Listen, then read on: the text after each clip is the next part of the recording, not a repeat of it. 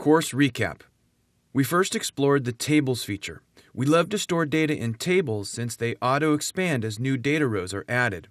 By storing the exported data in a table, we make the workbook easy to update in future periods. Even when there are more data rows than the previous period, our formulas will include them since the table will automatically expand.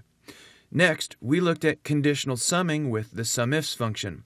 When I use the SUMIFS function, I think about it like this. Add up this column of numbers, but only include those rows where this column is equal to this value. Then we saw how we could use the tables feature along with the SUMIFS function to create a mapping table. This intermediate mapping table sits between the data and the report and provides Excel the information it needs to translate labels and aggregate rows. Hey, let's stay in touch. Connect with me on LinkedIn or subscribe to the Excel University blog. I hope these Excel items are as useful in your workbooks as they've been in mine. And remember, Excel rules. This video is a production of Excel University.